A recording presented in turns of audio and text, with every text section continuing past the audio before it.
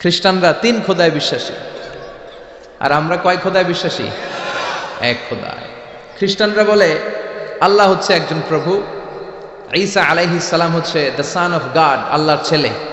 নাউজুবিল্লাহ পড়েন।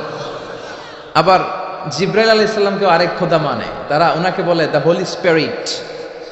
কিন্তু আমরা বলি কুল হু আল্লাহু আল্লাহুস লাম ইয়ালিদ ওয়া লাম ইয়াকুল লাহু কুফুয়ান আহাদ। আমরা বলি আল্লাহ এক, অদ্বিতীয়, তিনি অমুখাপেক্ষী। গোটা বিশ্বের সবাই বিপদে পড়লে চায় কার কাছে? আল্লাহ চায় কার কাছে? হ্যাঁ, আল্লাহ কারো কাছে চায় না। এটাই হচ্ছে স্রষ্টা আর সৃষ্টির পার্থক্য। আমরা বিপদে পড়লে আল্লাহর কাছে চাই, আল্লাহ কারো কাছে চায়? আমাদের প্রয়োজন পূরণে আমরা আল্লাহর কাছে ঠেকা, আল্লাহ কি কারো কাছে ঠেকা? এজন্য আল্লাহ বললেন তোমরা সব ফকির। আমরা কি? রব্বুল আলামিন বলেন ইয়া আইয়ুহান নাসু আনতুমুল ফুকারাউ ইলাল্লাহ ওয়াল্লাহু হুয়াল গনিয়ুল হামিদ। ও দুনিয়ার মানুষেরা শোনো, তোমরা হলা ফকির, তোমাদের প্রয়োজনে আমার কাছে চাও, কিন্তু আমি আল্লাহ কারো কাছে চাই না। আমরা সবাই ফকির। আমরা কি? তাহলে ধনী কে? চিল্লায় বলেন ধনী কে? উনি কারো কাছে হাত পাততে হয় না, সবাই ওনার কাছে হাত পাতে। এজন্য আমরা ফকির, উনি হচ্ছেন ধনী। এজন্য সব বিপদে আপদে ওই ধনী আল্লাহর কাছে, অমুখাপেক্ষী আল্লাহর কাছে চাইতে রাজি আছেন তো? ছেলে হয় না, চাইবেন কার কাছে? মেয়ে হয় না, চাইবেন কার কাছে? না দুর্গার কাছে, সরস্বতী, খাজা বাবা, ল্যাংটা বাবা, আউলা বাবা, জাউলা বাবা, আছে না নাই? এগুলোর সাথে আমাদের কোনো সম্পর্ক নাই। সহজটা দিয়ে আমরা কত দিকে দৌড়াই। এক মসজিদে যে সেজদায় পড়ে কাঁদলেই আল্লাহ মনের সব বাসনা পূরণ করে দেয়, ঠিক কিনা? আবার বিশ্বনবী বলতেন বিপদে পড়লে, যদিও বিপদটা ছোট হয়, আল্লাহর কাছে চাও। বিশ্বনবী বলতেন তোমার পায়ের জুতার ফিতাও যদি ছিঁড়ে যায়, মুচির দোকানে যাওয়ার আগে চাইবা কার কাছে? পায়ের জুতা ছিঁড়ে গেলে ঠিক করার জন্য কার কাছে যাই? কই আল্লাহর কাছে বলে যায়। মুচির দোকানে যাই না? তো বিষ্ণু বলেন মুচির দোকানে যাওয়ার আগে একবার আল্লাহর কাছে চাইও। সুবহানাল্লাহ পড়ে। বিশ্বনবী নামাজ শেষ করলেন। নামাজ শেষ করে বিশ্বনবী সাহাবাদের দিকে মুখ ফিরিয়ে বসতেন আর বলতেন আল্লাহু আকবার। কি বলতেন? 3 বার পড়তেন আস্তাগফিরুল্লাহ, আস্তাগফিরুল্লাহ, আস্তাগফিরুল্লাহ। তারপর তিনি অনেক আজকার পড়তেন, আজকারুস সাবাহ ওয়াল মাসা। সকাল সন্ধ্যার এই জিকিরগুলো পড়ে উনি ওনার জিহ্বাটারে সিক্ত করে রাখতেন। আমাদের সময়ই হয় না, আমরা নামাজের পরে আল্লাহুম্মা আমিন, ইয়া আরহামার রাহিমিন, সব শেষ। কোনো তাসবিহ তাহলিল নাই, জিকির আজকার নাই। বিষ্ণুনবী এটা করতেন না, তাসবিহ পড়তেন। তো বিষ্ণুনবী প্রায় দেখতেন এক সাহাবী সালাম ফিরানোর পরে দেয় দৌড়। বিষ্ণুনবী একদিন বলে এই বসো, দৌড়াও কেন? কাজ আছে। বিষ্ণুনবী বললেন আরে তাসবিহ পড়ো, এটা বড় কাজ। সাহাবী বলে ইয়া রাসূলুল্লাহ আমি আল্লাহর কাছে কি চাবো? আমার তো চাওয়ার কিছু নাই। বিষ্ণুনবী বললেন লবণ চাও, লবণ, নুন চাও, এটা নুন। লবণটাও আল্লাহর কাছে চাইতে বলেছে। সুবহানাল্লাহ পড়বেন না? এজন্য বিপদে আপদে কার কাছে যাব? ছেলে হয় না, কে দিবে? মেয়ে নাই, কে দিবে? ছেলে মেয়ে দুইটাই লাগবে, কে দিবে? আবার দেখেন কাউরে আল্লাহ ছেলেও দেয় না, মেয়েও দেয় না, আছে না নাই? তাহলে দেওয়ার মালিক কিন্তু একজন। চিৎকার করে বলতে হবে তিনি কে? এটার নাম তাওহীদ। এটার নাম কি? তাওহীদ। আর এর বিপরীত যদি করেন তাহলে সব শেষ। আল্লাহ শিরক থেকে তুমি আমাদের বাঁচাও। সবাই পড়েন আমিন। আপনাদের কি শীতে ধরছে? কষ্ট হচ্ছে? আপনাদের সাউন্ডের ভলিউম এত কম কেন? হ্যাঁ, লক্ষ্মীপুর খাবারের লোকদের সাউন্ডের ভলিউম খুব কম, ভলিউম বাড়াইতে চায় না। সাউন্ড বাড়াইতে হবে, তাহলেই না কথা ইন্টারেক্টিভ হবে। আমি কথা বলবো, আপনারা শুধু শুনবেন, এই বক্তব্য আমি করি না। আমি ইন্টারেক্টিভ বক্তব্য করি। আমিও বলি, আমার শ্রোতারাও আমার সাথে কথা কয়। আলহামদুলিল্লাহ পড়েন। তো শেষ পর্যন্ত আমি যখন জিজ্ঞেস করবো আপনাদেরকে উত্তর করতে হবে বাঘের বাচ্চার মতো। মুমিন তো এরকম ঝিমায় ঝিমায় উত্তর দেয় না। মুমিন ইমানের তেজদীপ্ত বলে বলিয়ান হয়ে ওঠে, ঠিক কিনা? মুমিন জ্বলে ওঠে আপন শক্তিতে, আছে না নাই? যে ইমান প্রয়োজনে জ্বলে ওঠে না,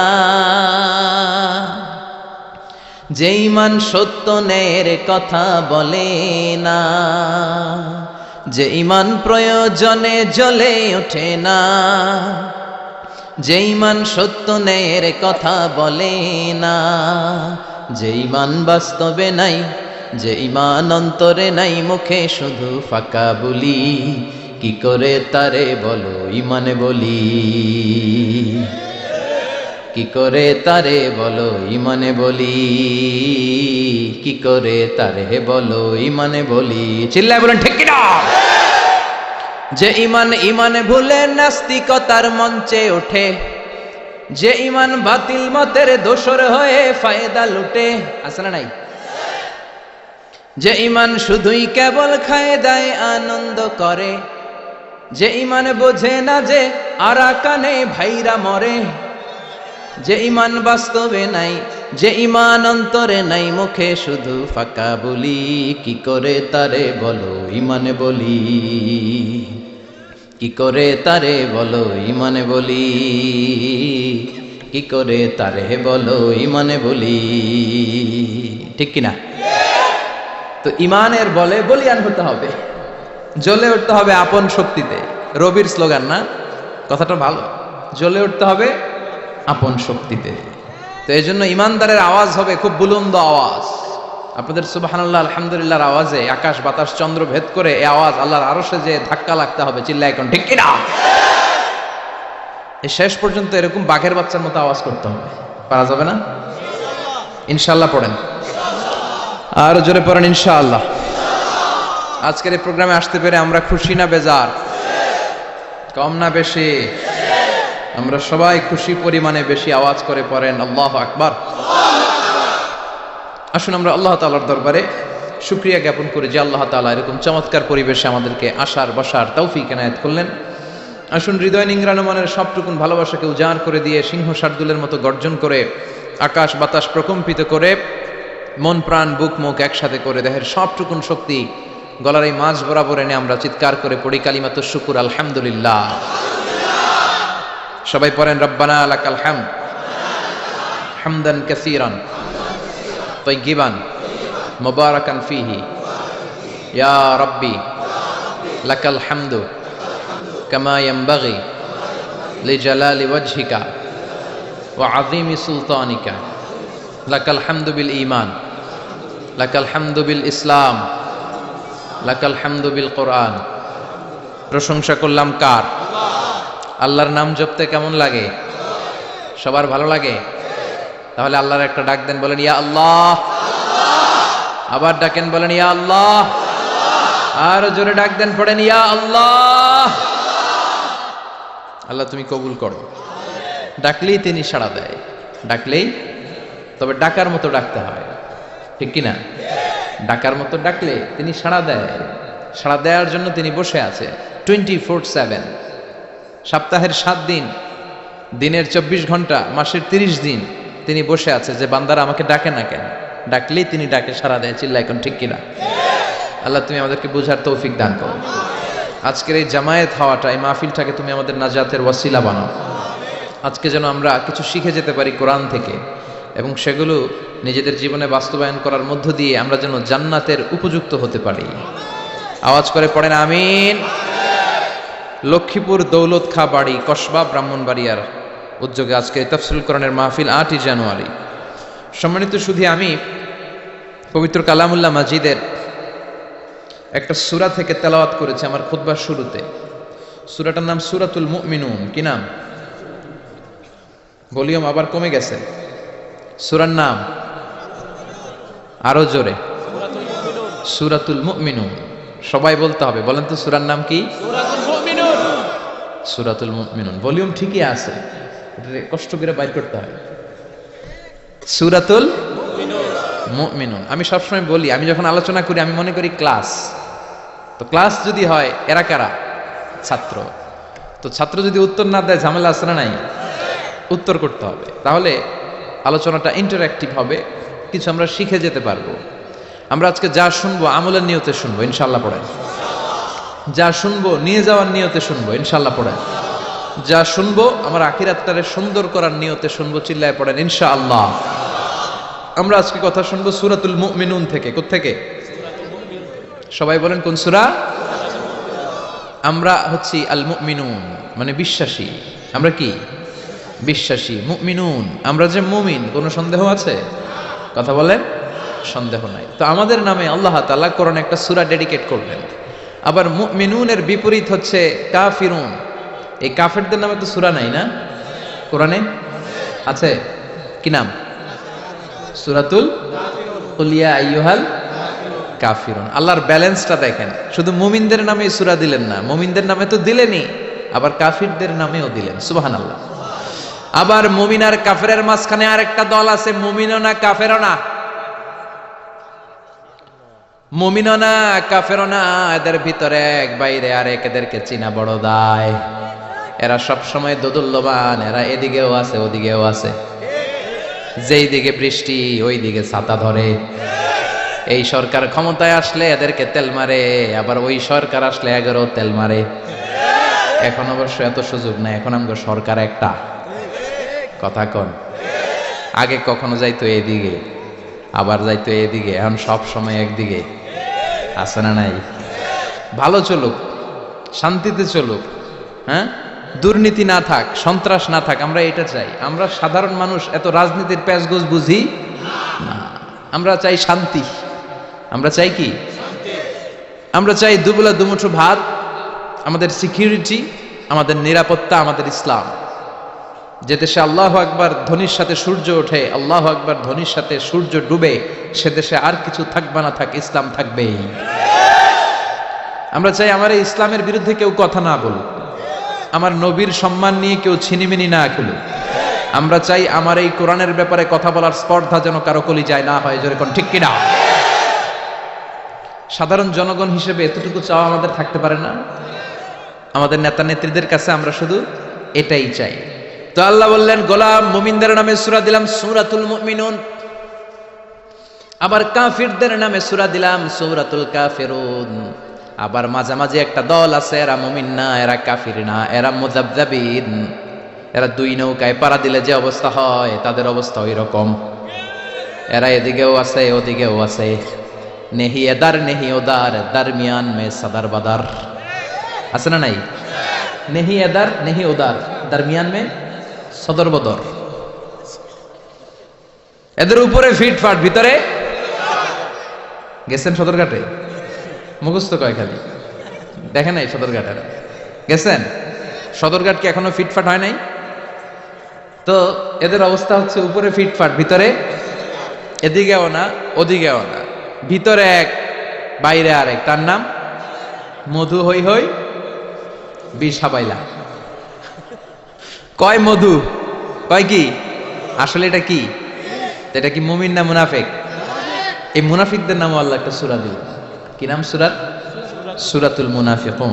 দেখেন কোরআনের ব্যালেন্স কত সুন্দর। আল্লাহ বললেন মুমিনদের নামে সূরা দিলাম, কাফিরদের নামেও সূরা দিলাম, আবার মুমিনও না কাফিরও না, মাঝামাঝি একটা ওই দলের নামেও সূরা দিলাম সূরাতুল মুনাফিকুন। সুবহানাল্লাহ। আমরা মুনাফিক হতে চাই না, চাই কি হইতে চান?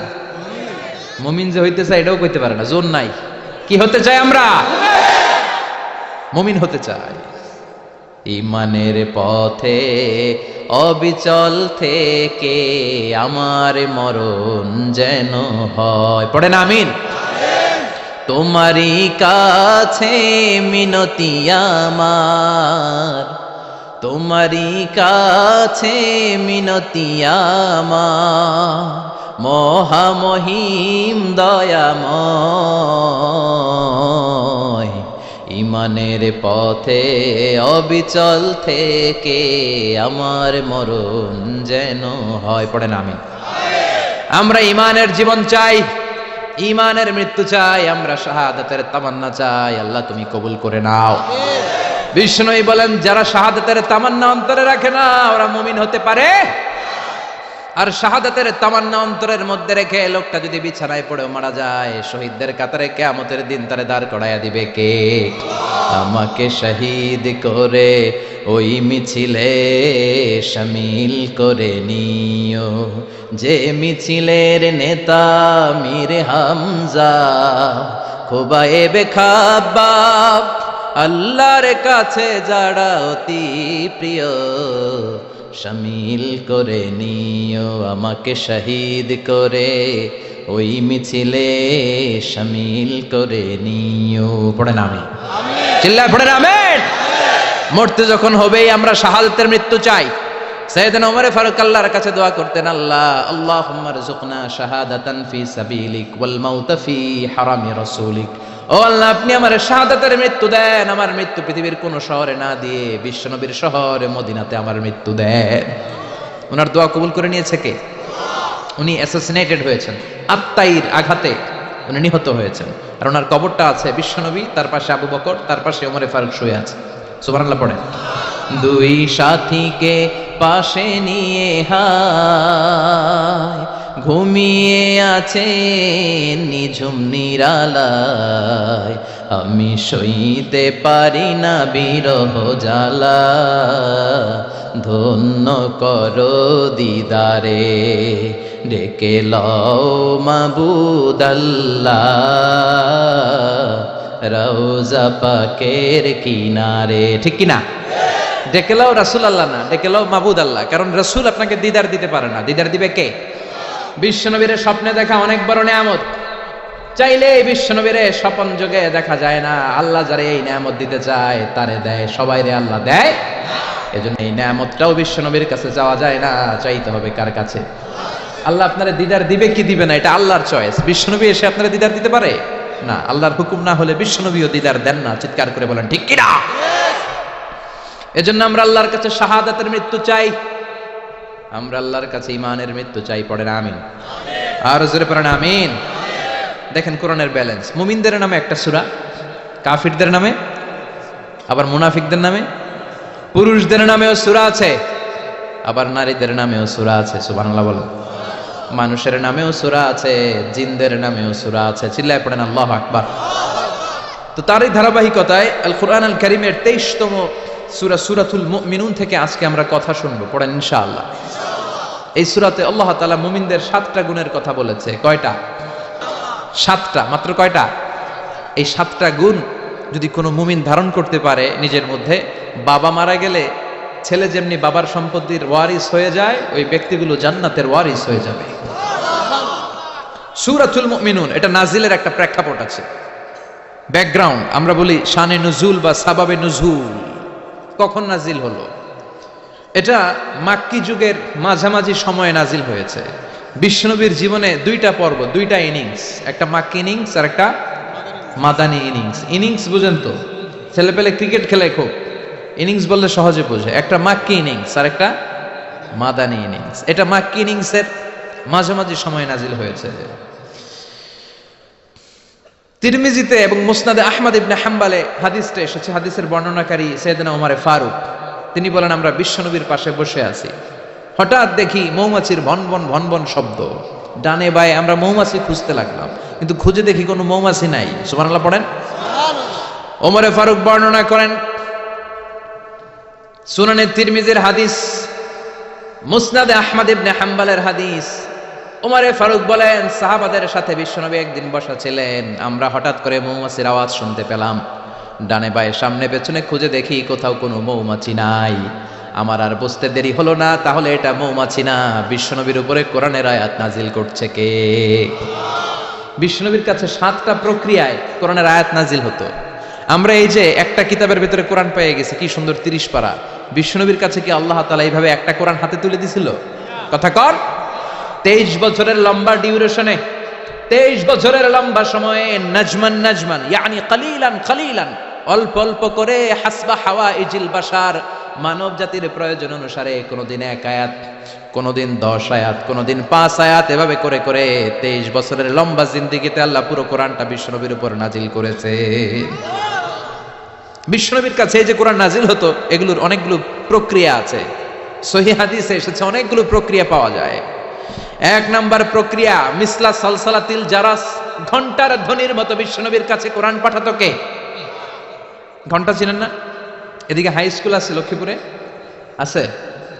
এই হাই স্কুলে বা প্রাইমারি স্কুলে ছুটির সময় দপ্তরি ঘন্টা বাজায় না? ঘন্টা বাজালে কি হয়? আওয়াজ হয়। বিশ্বনবী বলেন, ঘন্টার ধ্বনির মতো বিকট আওয়াজে রব্বুল আলামিন আমার কাছে কোরআন পাঠাতো। এই পদ্ধতিতে বিশ্বনবীর কাছে যখন কোরআন আসতো, প্রচন্ড শীতের রাতে বিশ্বনবী ঘামতে ঘামতে হয়রান হয়ে যেতেন। সুবহানাল্লাহ, কি মজার কোরআন আমরা পাইছি, খুলি আর পড়ি।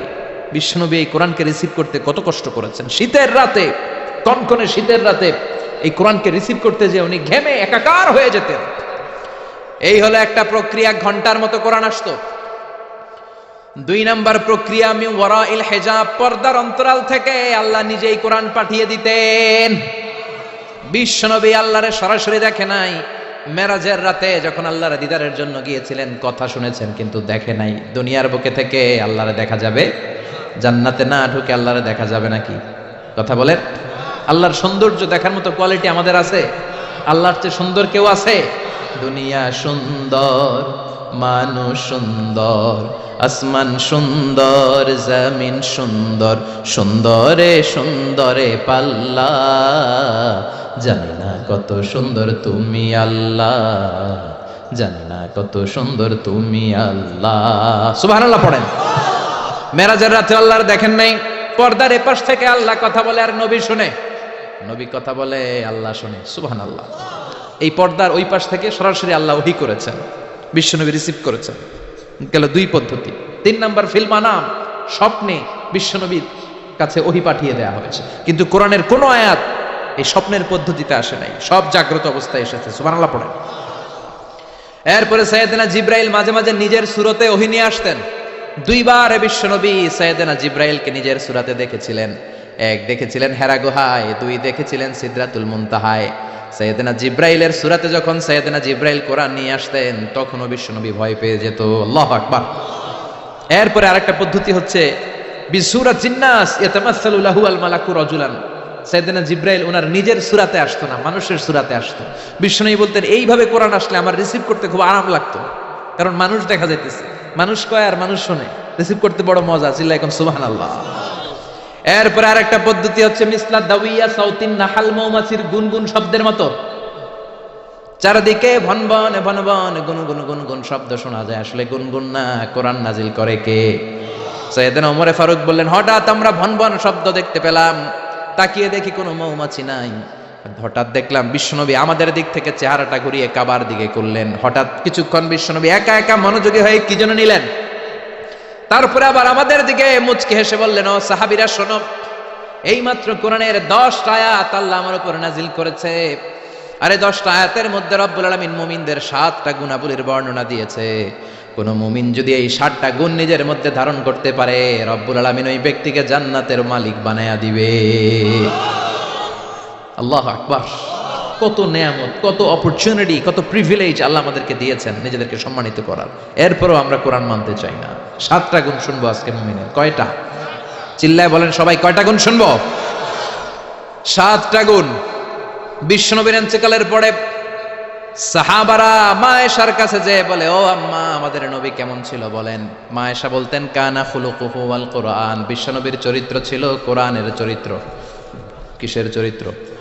পুরো 30 পারা কোরআনে থিওরিটিক্যালি যা বলে দেয়া আছে, বিশ্বনবীর জীবনীতে প্র্যাকটিক্যালি সেগুলো করে দেখানো আছে।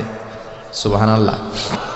সাহাবারা বললেন, ও মা, এত সংক্ষেপে কেন বলেন, একটু বিস্তারিত বলেন আমার নবীর চরিত্র কেমন ছিল। মা আয়েশা বললেন, ও সাহাবারা, তোমরা কি কোরআনের 23তম সূরা সূরাতুল মুমিনুনের প্রথম 10টা আয়াত তেলাওয়াত করো নাই? এই প্রথম 10টা আয়াতের ভিতরে যেই গুণের কথা আছে, সবগুলো গুণ দিয়ে তোমাদের নবীর জীবন সাজানো ছিল। আমরাও চাই আমাদের জীবনটাও এই গুণাবলী দিয়ে আমরা সাজাবো। রাজি আছেন তো? আপনাদের মনোযোগ আছে? আপনারা সিরিয়াসলি কথাগুলো শোনার জন্য বসেছেন তো? তাকবীর দেন, লিল্লাহি তাকবীর। আল্লাহ বললেন, قد أفلح المؤمنون الذين هم في صلاتهم خاشعون। قد أفلح المؤمنون দিয়ে আল্লাহ শুরু করেছেন। قد أفلح المؤمنون, successful indeed are the believers. সফল কাম হলো তারা ঈমান এনেছে যারা। কার কথা? সফল কারা? who are the successful in life? যদি আপনারা কেউ প্রশ্ন করে সফল কারা, যদি আমাদেরকে জিজ্ঞেস করা হয় কারা সফল, সফলতার মানদণ্ড কি? এই পৃথিবীর বুকে সফল হওয়ার অনেক মানদণ্ড হতে পারে, পারে না? In terms of wealth and money, অর্থের মানদণ্ডে কারা সফল যদি জিজ্ঞেস করা হয় কার নাম বলবেন? হ্যাঁ, বিল গেটস, তাই না? মাইক্রোসফট কোম্পানির মালিক, কত টাকার যে সে মালিক সে নিজেও জানে না। আর আর কে আছে এরকম সফল? ওয়ারেন বাফেট, অনেক বড় ধনী। আর কে আছে? স্টিভ জবস, অ্যাপল কোম্পানির মালিক, তাই না? প্রিন্স ওয়ালিদ বিন জালাল, একটা প্লেন আছে নিজের জেট প্লেন, যে প্লেনটার 70% স্বর্ণ দিয়ে বানানো প্লেন, এটার 70% মেড অফ গোল্ড। তাহলে অর্থের মানদণ্ডে যদি বলি সফল কারা, এদের নাম আসবে, ইনি সফল, ইনি সফল, ইনি সফল, ঠিক কিনা? এবার যদি বলি ইন টার্মস অফ পাওয়ার, ক্ষমতার মানদণ্ডে পৃথিবীতে সবচেয়ে সফল কে? Donald Trump, president of United States of America. কি কয় নিজেই জানে না, আছে না নাই? আধা পাগল। সাইকিয়াট্রিস্টরা বলে ওর মাথার মধ্যে ঝামেলা আছে, কি কয় নিজেই বোঝে না, অবাক করে আচরণ করে, ছোট বাচ্চার মতো কথা বলে।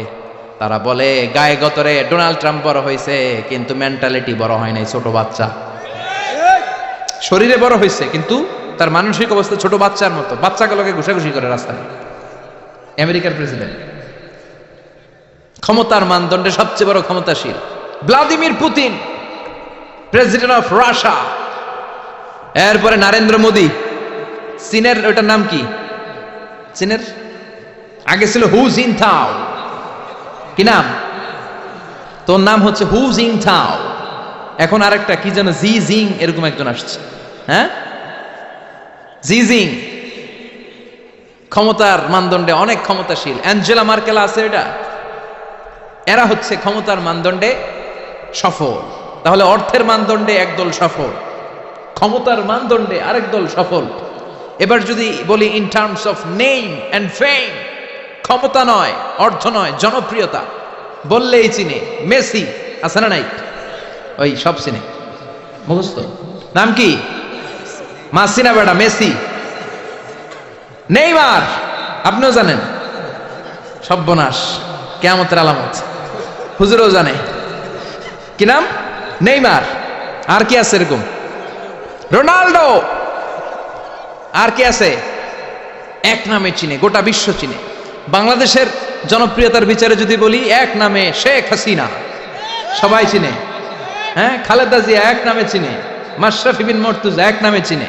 এখন আর একটা আছে হিরো আলম, আছে না নাই? In terms of name and fame. Allama Delwar Hossain Sayeedi, এক নামে 17 কোটি বাংলাদেশের মানুষ চিনে, চিল্লায় বলো ঠিক কিনা? এটা হচ্ছে in terms of name and fame, খ্যাতি, যশ, জনপ্রিয়তা। তার মানে দুনিয়ার বুকে অর্থের মানদণ্ডে কিছু লোক সফল,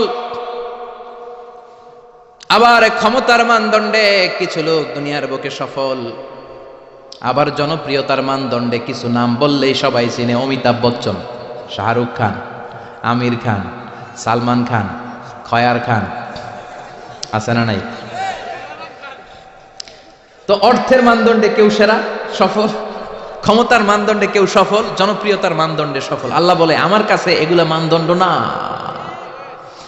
আল্লাহ বলে ক্ষমতা আমার কাছে মানদণ্ড না সফল হওয়ার, অর্থ আমার কাছে সফলতার মানদণ্ড না, জনপ্রিয়তাও আমার কাছে সফলতার মানদণ্ড না। আমার কাছে সফলতার মানদণ্ড হলো ঈমান।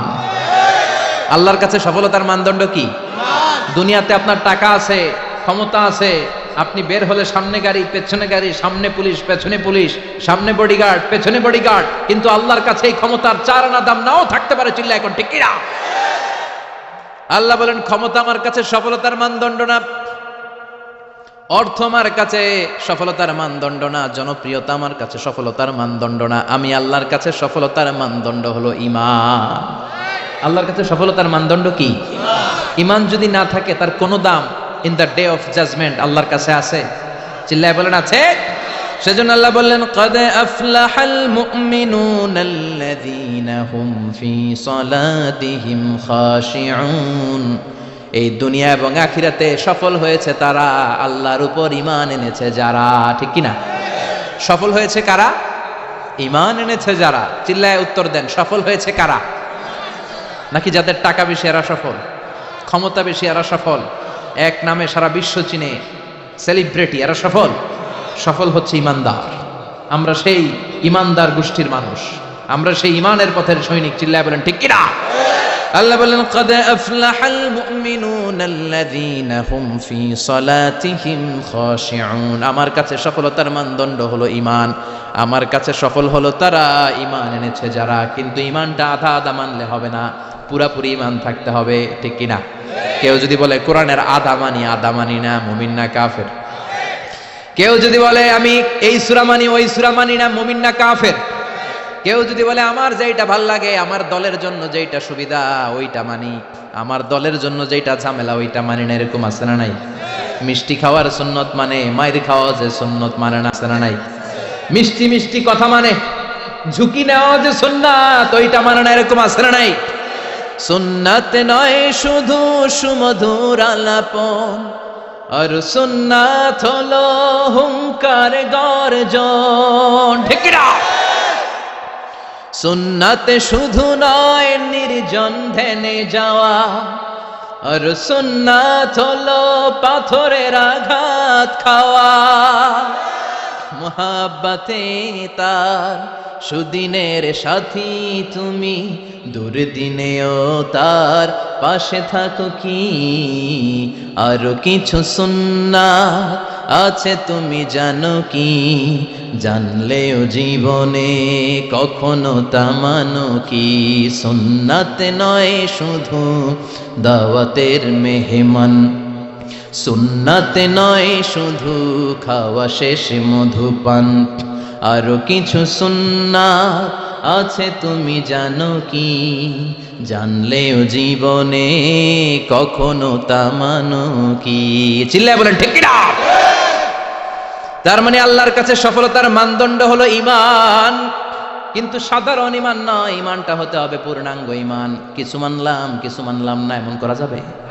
মানলে পুরোটাই মানতে হবে। কার কথা? চিল্লায় বলেন কথাটা কার? আবার আল্লাহ বললেন ঈমান আনলে নির্ভেজাল ঈমান থাকতে হবে। ওই ঈমানের মধ্যে শিরক থাকলে হবে নাকি? কথা কোন? আল্লাহ বললেন ওয়াল্লাযীনা আমানু ওয়া লাম ইয়ালবিসু ঈমানাহুম বিযুলমিন উলাইকা লাহুমুল আমনু ওয়া হুম মুহতাদুন। ঈমান আনার পরে ঈমানের সাথে যদি শিরকে তোমরা না মিলাও, তখন তোমাদের ঈমানটা নির্ভেজাল ঈমান হবে। তখন দুনিয়ার জীবনে তোমাদেরকে নিরাপত্তা দিবে কে? আবার হেদায়েত দিয়ে তোমাদেরকে ধন্য করবে কে? তার মানে ঈমান হতে হবে নির্ভেজাল। ঈমানের মধ্যে শিরক থাকলে হবে? কথা কন। আল্লাহ সব মাফ করে, শিরক মাফ করে?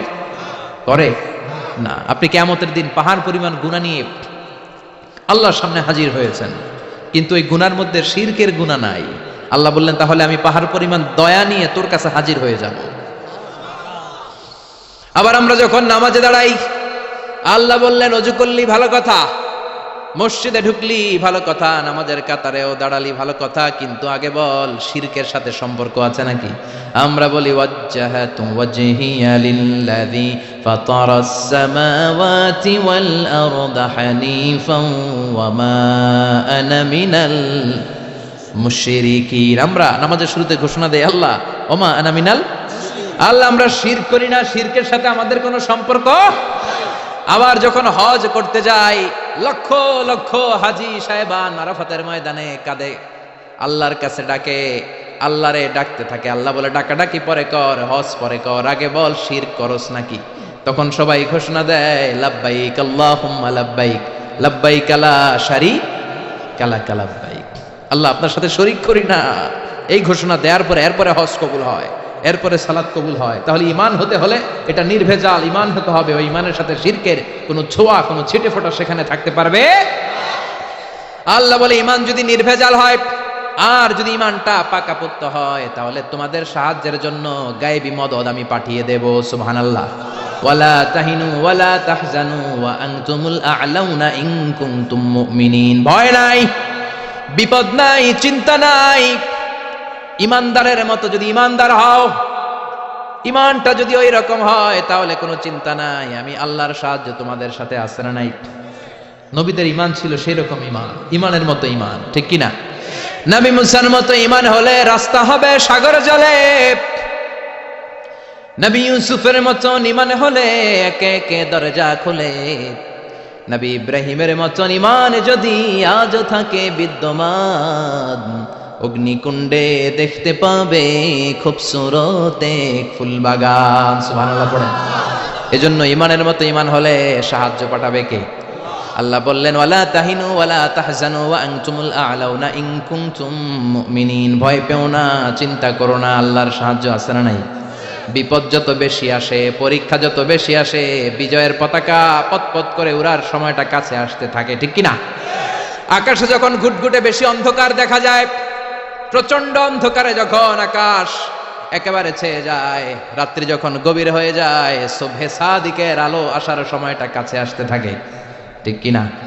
গর্ভবতী নারীর পেটের প্রসব বেদনা যত বেড়ে যায়, নতুন মেহমান দুনিয়াতে আসার সময় ঘনাতে থাকে, তেমনি ইমানদারের উপর আযাব গজব অত্যাচার যত বাড়তে থাকে, ইসলামের বিজয়ের সময়টাও কাছে আসতে থাকে। এজন্য ঈমান হতে হবে ইমানদারের মতো, ঈমান হতে হবে পাক্কা ঈমান। চিল্লায় বলেন ঠিক কি না? সে আল্লাহ বললেন قد أفلح المؤمنون الذين هم في صلاتهم خاشعون। Successful indeed are the believers। সফল হলো তারা, ঈমান এনেছে যারা। কার কথা? চিল্লায় বলেন। জিমায় পড়ছেন? কষ্ট হচ্ছে? সফল হলো তারা, ঈমান এনেছে যারা। তবে শুধু ঈমানদার বলে হাত তুললেই হবে না, 7টা গুণ সেই ঈমানদারের ভেতরে থাকার দরকার আছে না নাই? 1 নাম্বার গুণ আমরা শুরু করছি, কানগুলো খরগোশের মতো খাড়া করে শুনেন। শুনতেছেন? আল্লাহ বললেন আল্লাযীনা হুম ফি সালাতিহিম খাশিউন। ঈমানদারেরা যখন নামাজের মুসল্লায় দাঁড়ায়, দিন দুনিয়ার হুঁশ তাদের থাকে না, তাদের অন্তরটা চলে যায় আল্লাহর আরশের দিকে, ঠিক কি না? বিশ্বনবী বলতেন আনতা আবুদাল্লাহ কান্নাকা তারাহু। এমন ভাবে নামাজ পড়ো যেন তুমি আল্লাহরে দেখছো। ফা ইন লাম তাকুন তারাহু ফা ইন্নাহু ইয়ারাক। এটা যদি মনে করতে কষ্ট হয়, অন্তত এটা ভাবো যে আল্লাহ তোমায় দেখছে, ঠিক কি না? নামাজে যখন দাঁড়াবেন ভাববেন আমি আল্লাহরে দেখতেছি। এটা ভাবা অনেক কঠিন, এটা যেন তেন লোকেরা পারে না। যদি না পারেন তাহলে অন্তত এটা ভাবেন যে আল্লাহ আপনারে দেখতেছে। আল্লাহ ইজ ওয়াচিং মি, আল্লাহ আমাকে দেখছে। তো আমি আল্লাহরে দেখতেছি আর আল্লাহ আমারে দেখতেছে। সুফিরা এটারে 2টা ক্লাস করছে, একটা নাম দিছে মুশাহাদা আর একটা নাম দিছে মুরাকাবা। মুশাহাদা মানে আমি নিজে দেখি, আর মুরাকাবা মানে আমি দেখি না, আমারে দেখে কে? কেউ যেটা দেখে না দেখে কে? কেউ যেটা শোনে না শোনে কে? আল্লাহ আপনারে দেখতেছে। নামাজের মুসল্লা এই চিন্তাটা করলে খুশু খুদু বাড়ায় দিবে কে?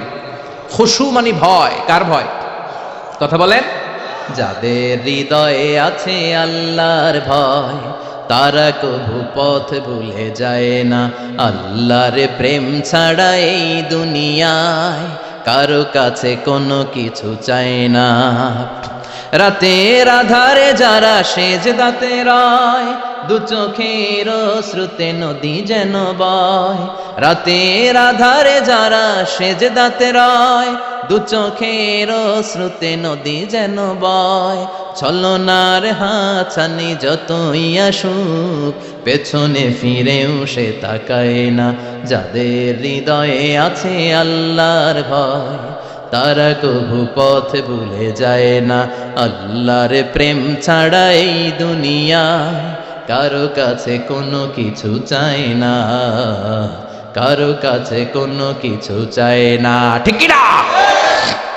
খুশু মানে আল্লাহর ভয়। আল্লাহর ভয় নিয়ে যদি কেউ মুসল্লার মধ্যে নামাজের জন্য দাঁড়ায়, তার মন ডানে বায়ে কোনো দিকে যেতে পারে নাকি? কথা বলেন। তার নজরটা থাকবে তার সিজদার দিকে। বান্দা যখন সিজদা থেকে নজর ডানে নেয়, আল্লাহ বলে বান্দা ফিরে আয়। আবার যখন বাম দিকে নজর করে, আল্লাহ ডাক দিয়ে বলে আকবিল ইয়া ইবাদি, আকবিল, ফিরে আয়। আবার যখন উপরের দিকে তাকায় বলে ফিরে আয়। এরকম আছে না নাই? নামাজও পড়ে এমনি, নামাজও পড়ে আবার এমনি চায়, নামাজও পড়ে আবার ঘড়ির দিকে চায়, আছে না নাই? না, আল্লাহ বলে আকবিল, বান্দা ফিরে আয়, ফিরে আয়, তাকাবি তো সিজদার দিকে। 3 বার নজর ডানে বায়ে যখন ঘোরানো হলো, 3 বারও যখন নজর ফিরায় না, আল্লাহ তখন ডেকে বলে লা হাজাত লি লা সলাতিক। এই নামাজের কোনো দরকার আমার নাই। যে আল্লাহর জন্য ওযু করলেন, সময় দিলেন, এতক্ষণ ধরে নামাজ পড়লেন, ওই আল্লাহই যদি বলে তোর নামাজের দরকার নাই, তো কারে দিলেন নামাজ? এজন্য নামাজের মধ্যে তাড়াহুড়ো করা যাবে? খুশু খুদু, খুশু মানে আল্লাহর ভয়। নামাজে যখন দাঁড়াবেন শুধু নিজেরাই মুসল্লি বানাবেন না, মনটারেও মুসল্লি বানাবেন। আমরা শুধু নিজেরা নামাজি হই, মনটারে নামাজি বানাই না। আমি ঠিকই আল্লাহু আকবার, মন চলে গেছে সৌদি আরব, মন চলে গেছে হিন্দি সিনেমার দিকে, মন চলে গেছে দোকানের দিকে, মন চলে গেছে ক্রিকেট খেলায়। আছে না নাই? উনি কিন্তু মুসল্লি, মসজিদে উনি কি মুসল্লি, উনি হাতে পায়ে একেবারে মুসল্লি, কিন্তু মনটারে মুসল্লি বানায় না। এজন্য মনটারেও নামাজি বানাতে হবে। আমরা বলি মনটারে কাজ দেন, মনটারে কখনো অলস বসে থাকতে দেয়া যায় না। আপনিও মুসল্লি হবেন, মনটারেও মুসল্লি বানাতে হবে, তা না হলে মন ডানে বায়ে ঘুরবে। মনের আরবি হচ্ছে কলব।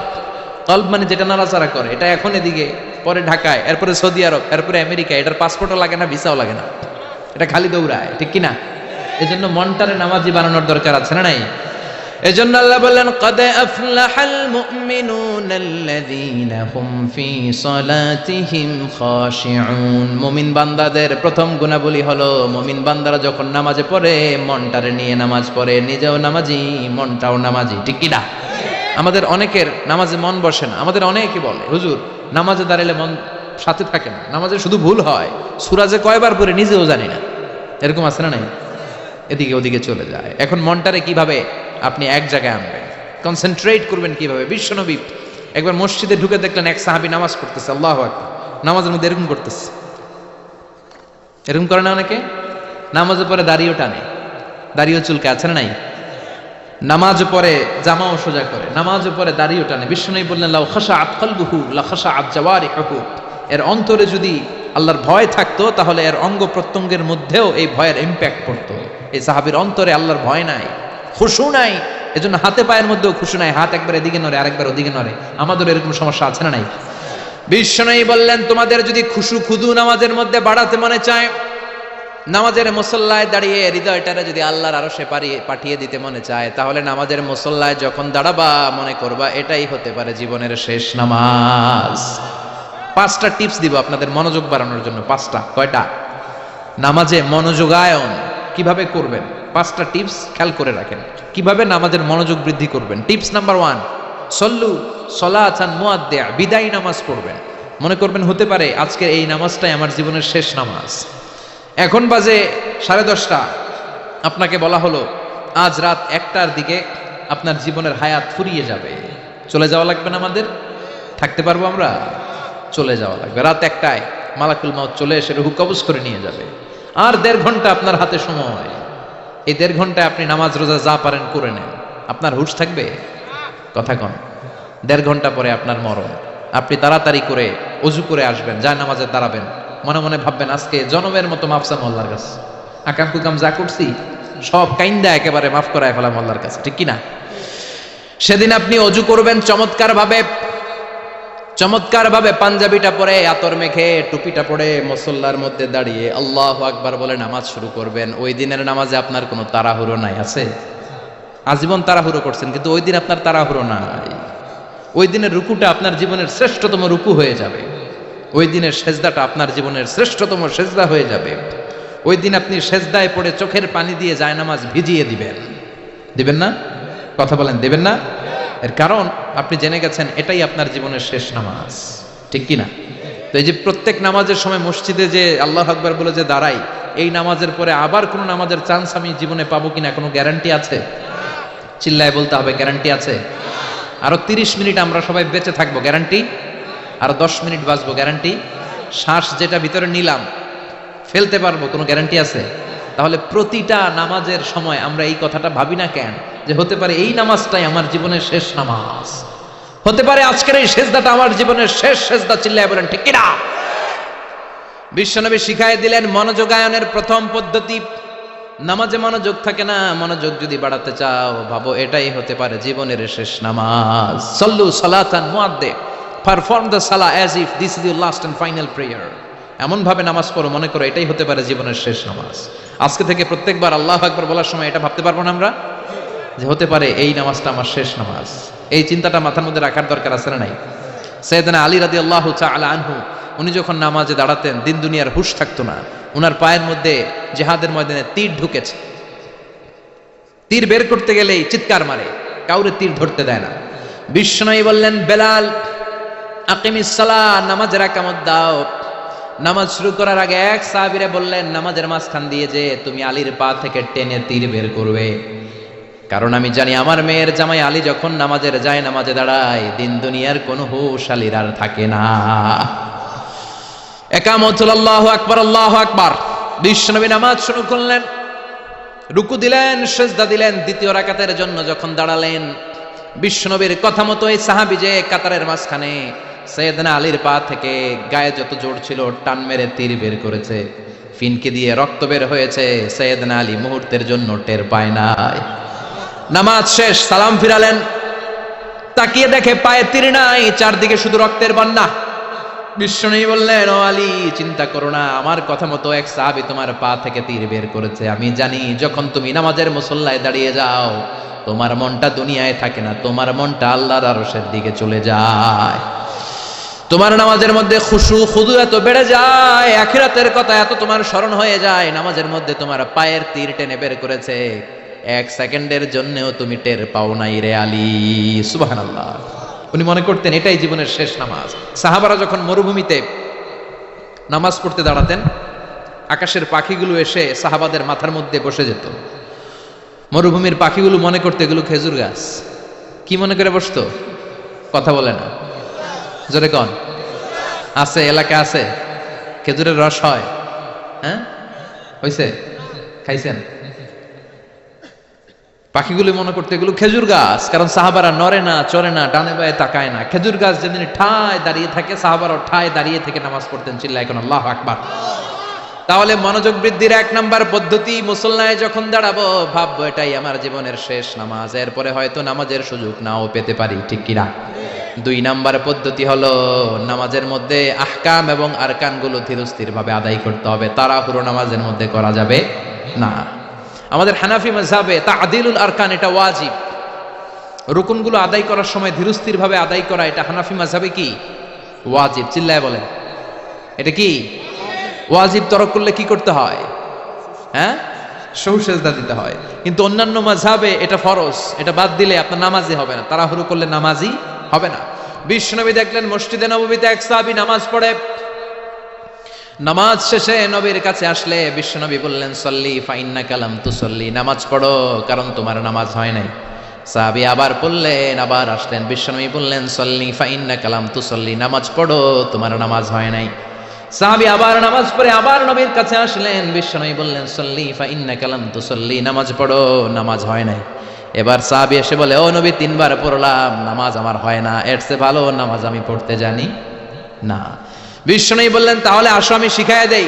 যখন নামাজে দাঁড়াবা ধীরস্থির ভাবে দাঁড়াবা, রুকুতে যখন যাবা পিঠটারে টান টান করে সোজা করে দিবা। বিশ্বনবী যখন রুকু দিতেন, বিশ্বনবীর পিঠটা একেবারে স্ট্রেট ফরওয়ার্ড। সাহাবারা বলতেন, বিশ্বনবীর রুকু দেওয়া পিঠের উপরে যদি পানি ভর্তি একটা গ্লাস রেখে দেওয়া হয়, পানিগুলা কাঁপবে না, গ্লাসটাও পড়বে না। সুবহানাল্লাহ।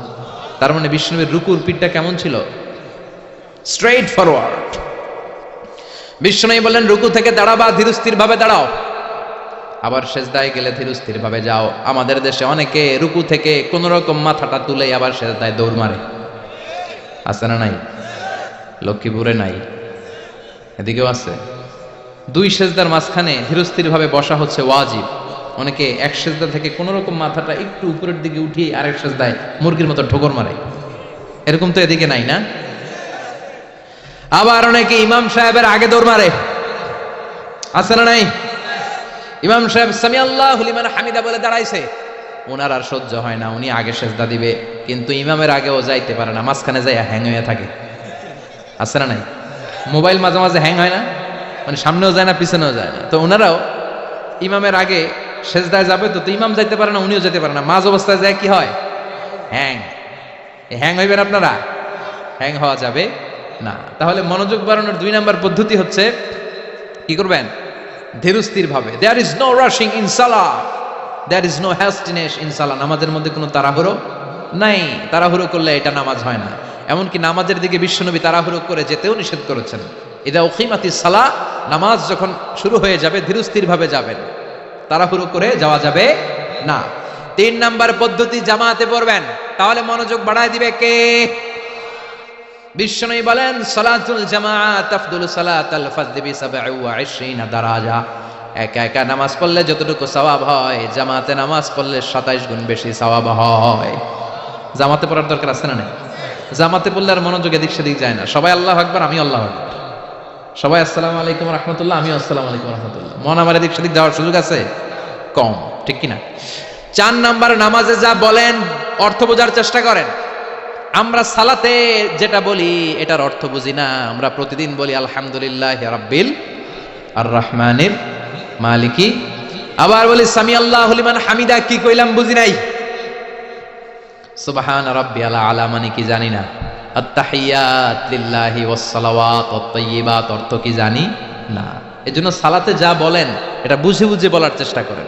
অ্যাট লিস্ট সালাতে যেটা আপনি পড়েন এটার অর্থটা শিখার চেষ্টা করেন, তাহলে বললে হৃদয়ের মধ্যে টাচ লাগবে, অন্তরে দরদ লাগবে, চিৎকার করে বলেন ঠিক কিনা। 5 নাম্বার পদ্ধতি, নামাজের মধ্যে যে সুন্নাতগুলো আছে সুন্নাতগুলো আদায় করবেন, তাহলে নামাজের মধ্যে মনোযোগ বাড়ায়া দিবে কে? হাত তোলা সুন্নাত তোলেন। রফউল ইয়াদাইন যদি করেন, অভ্যাস যদি থাকে, বারবার হাত তোলা তুলেন, প্রতিবার তুললে 10টা করে সওয়াব। আমিন বলবেন, যে মসজিদে জোরে জোরে বলেন, আস্তে তো আস্তে বলেন, কিন্তু বইলেন, বলার দরকার আছে না নাই? বিশ্বনবী বললেন ইদা আম্মানাল ইমাম আমিনু, ইমাম যখন আমিন বলে তোমরাও আমিন বলো, কারণ তোমরাও যখন আমিন বলো ফেরেশতারাও আমিন বলে। তোমাদের আমিন ফেরেশতাদের আমিন যখন মিলে যায় তোমাদের জীবনের সব গুনাহ মাফ করে দেয় কে? এজন্য আমিন জোরে কোন বাস্তে কোন বলবেন, এটা ছাড়বেন না। তাশাহুদের মধ্যে আঙ্গুল তুলবেন, হয় নাড়াবেন নয় তুলে রাখবেন, এটা সুন্নাহ। আশাদ্দু আলা শাইতান মিনাল হাদিদ, শয়তানরে লোহা দিয়ে পিটাইলে যত কষ্ট পায় তাশাহুদে বসে এই আঙ্গুলটা নাড়ালে এর চেয়ে বেশি কষ্ট পায়। সুবহানাল্লাহ কইবেন না? এজন্য মুরাআতুস সুনান, সুন্নাতগুলো মানার চেষ্টা করেন, সালাতে মনোযোগ বাড়ায় দিবে কে? এজন্য আল্লাহ বললেন কাদ আফলাহাল মুমিনুনাল্লাযীনা হুম ফি সালাতিহিম খাশিউন, সফল হলো তারা ঈমান এনেছে যারা। আর ঈমানদারের প্রথম বৈশিষ্ট্য আল্লাযীনা হুম ফি সালাতিহিম খাশিউন, নামাজের মধ্যে মুসল্লির অন্তরে ভয় থাকবে কার? মনে থাকবে খুশু খুদু, এটার বলে হুজুরুল কলব, অন্তরটারে ধরে রাখতে হবে। 2 নম্বর আল্লাহ বললেন ওয়াল্লাযীনা হুম আনিল লাগবি মুরিদুন, মুমিন বান্দার 2 নম্বর গুণ অনর্থক কাজ থেকে তারা দূরে থাকে। অনর্থক কোনো বিষয়ের দিকে মুমিন কখনো যায়, লাগবুন মানে অনর্থক বিষয়, মুরিদুন তারা মুখ ফিরিয়ে নেয়। অনর্থক কোনো কাজে মুমিন যায়, যেই কাজে সওয়াব নাই ওই কাজ মুমিন করে, যেই কাজে গুনাহ হয় ওই কাজে যাওয়া যাবে? কথা বলেন। মুমিন যাবে ওই কাজে যেই কাজ করলে মানবতার কল্যাণ আছে না নাই? মুমিন করবে ওই কাজ যেই কাজ করলে আমলনামাটারে সওয়াব দিয়ে পূর্ণ করে দিবে কে?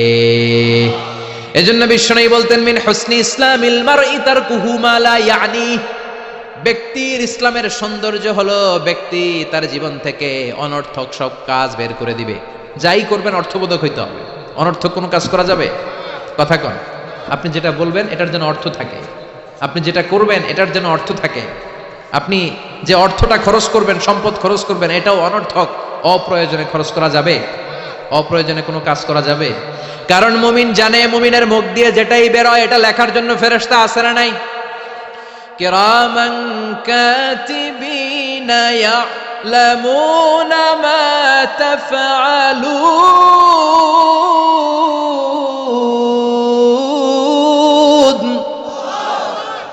যাই করি ভালো হোক কিংবা মন্দ হোক লিখে রাখার জন্য কিরামান কাতিবিন আছে না নাই? আবার মুমিন জানে মা ইয়ালফিযু মিন কাউলিন ইল্লা লাদাইহি রাকিবুন আতীদ, মুমিন তার মুখ দিয়ে যেটা বের করে সেটা লিখে রাখার জন্য ফেরেশতা আছে না নাই? এজন্য মুমিন যেটাই করবে এটা অর্থবোধক হবে। অনর্থক কোনো কাজ করা যাবে? অনর্থক কোনো বাক্য উচ্চারণ করা যাবে? মুমিন তার চোখ দিয়ে ওই জিনিসটাই দেখবে যেটা দেখলে সওয়াব আছে না নাই? মুমিন মুখ দিয়ে সেটাই পড়বে, সেটাই উচ্চারণ করবে যেটা উচ্চারণ করলে প্রতি অক্ষরে অক্ষরে সওয়াব দিবে কে? চিল্লায় বলেন কে? আপনি যদি অনর্থক কাজের দিকে মনোনিবেশ করেন, ফোকাস দেন, তাহলে আপনি ভালো কাজের দিকে ফোকাস দেওয়ার সময় পাবেন না। আমাদের দেশের ছেলেপেলারা যত আজে বাজে কাজ আছে এগুলো নিয়ে ব্যস্ত আছে না নাই? হিন্দি সিনেমা, ওই যে হুজুর করতেছে মোবাইল নিয়ে টিপাটিপি আছে না নাই? খেলাধুলা, রাজনীতি, এগুলো নিয়ে ব্যস্ত, ফলে ভালো কাজে তারা ফোকাস দিতে পারে না। আর যারাই এগুলো থেকে বেরিয়ে কনস্ট্রাকটিভ কাজ করে তাদের জীবনটারে বরকতময় করে দেয় কে? আমি দেখলাম কিছু যুবক এক জায়গায় ওয়ালের মধ্যে লিখেছে মানবতার দেয়াল। কি লিখেছে? এখানে লিখছে যেটা আপনার দরকার নেই রেখে যান, আর এই পাশে লিখছে যেটা আপনার দরকার লইয়া যান। সুবহানাল্লাহ কোন? তার মানে শীতকালে আপনার যে অতিরিক্ত শীতের পোশাকগুলো দরকার নাই এই হ্যাঙ্গারে ঝুলিয়ে যান। মসজিদে কোন মসজিদের সামনে করেছে মানবতার দেয়াল। এই দেয়ালের এই পাশে অনেকগুলো হ্যাঙ্গার দেওয়া। তারা বলেছে যে এই শীতের পোশাকগুলো আপনার দরকার নেই দিয়ে যান, আর যাদের শীতের কাপড় নাই তারা এখান থেকে নিয়ে যান। এই যে তার চিন্তা, এটা হচ্ছে ইনোভেটিভ চিন্তা। যুবকরা যদি ভালো ভালো কাজগুলো একসাথে করার প্রয়াস পেত, চিন্তা করতো, তাহলে বাংলাদেশটারে জান্নাতের টুকরা বানাই দিত কে? এজন্য মুমিনের বৈশিষ্ট্য আল্লাযীনা হুম আনিল লাগবি মুরিদুন। মুমিন বান্দারা কোনো অনর্থক কাজের সাথে কখনো যুক্ত হতে পারে। তার মানে মুমিন যখন নামাজে দাঁড়ায় অন্তরটা চলে যায় কার দিকে? 2 নম্বরে মুমিন কোনো আজে বাজে কাজে যুক্ত হয় না। 3 নম্বরে আল্লাহ বললেন ওয়াল্লাযীনা হুম লিয-যাকাতি ফাঈলুন। মুমিন বান্দাকে যদি আল্লাহ সম্পদের মালিক বানিয়ে দেয়, আল্লাহর এই সম্পদ থেকে গরিবদেরকে মুমিনরা দান করে। কি করে? এটার নাম হলো যাকাত। এটার নাম কি? জোরে কোন? দে যাকাত তোরা দে রে যাকাত, তোর দিল খুলবে পরে আগে খুলু খাত। দে যাকাত তোরা দে রে যাকাত। চিল্লা এখন ঠিক কিনা? যাকাত ফরজ হয়েছে কার কার? হাত তুলেন তো দেখি। যাকাত দেওয়ার মতো লোক আছে না এদিকে? মাশাআল্লাহ। 1 জন, 2 জন, 3 জন, 4 জন, 5, 6, 7। আল্লাহ ভাইদেরকে তুমি কবুল করো। চিল্লায় বলেন আমিন। যাকাত দেওয়াটা এটা অপশনাল নয়, এটা কম্পালসারি। ওয়া ফি আমওয়ালিহিম হাক্কুন লিসাইলি ওয়াল মাহরুম। তোমার সম্পদে গরিবদের জন্য আল্লাহ এটা অধিকার করে দিয়েছে। যিনি যাকাত দেয় তার জন্য দেয়া ফরজ, আর যিনি যাকাত নেয়, যাকাত নেয়া কি তার জন্য ফরজ? কথা কোন? তাহলে সে আপনার কাছ থেকে যাকাত নিয়ে আপনাকে ফরজ কাজটা করার ক্ষেত্রে সহযোগিতা করেছে। আপনি কোনো করুণা তারে করেন নাই। চিল্লায় বলেন ঠিক কিনা? আবার আল্লাহ বলেন যাকাত দিবি না কেন? টাকা কি তোর নাকি? ওয়ামিম্মা রাযাকনাহুম ইউনফিকুন। আমি যেটা রিজিক হিসেবে দিছি ওইখান থেকে দে। সম্পদের মালিক আমি বানিয়েছি, অর্থ সম্পদ আমি আল্লাহ দিয়েছি, আবার আমি আল্লাহ আদেশ করেছি দেওয়ার জন্য। ঠিক কিনা? ইসলাম চায় না রাস্তার এক পাশে 5 তলা আরেক পাশে গাছতলা। ইসলাম চায় সম্পদের সমানভাবে তারল্য। যাকাত এটা ফরজ, দিয়ে দাও, তা না হলে কঠিন আযাবের সুসংবাদ দিচ্ছে কে? চিল্লায় বলেন কে? والذين يكنزون الذهب والفضة ولا ينفقونها في سبيل الله فبشرهم بعذاب أليم। যারা স্বর্ণ জমায়, যারা রৌপ্য জমায়, যারা প্রাইজ বন্ড জমিয়ে রাখে, যারা ফিক্সড ডিপোজিট করে রাখে, সম্পদের প্রাচুর্যতা থাকার পরেও যাকাত দেয় না, নবী তাদেরকে কঠিন আযাবের সুসংবাদ দেন। কার কথা?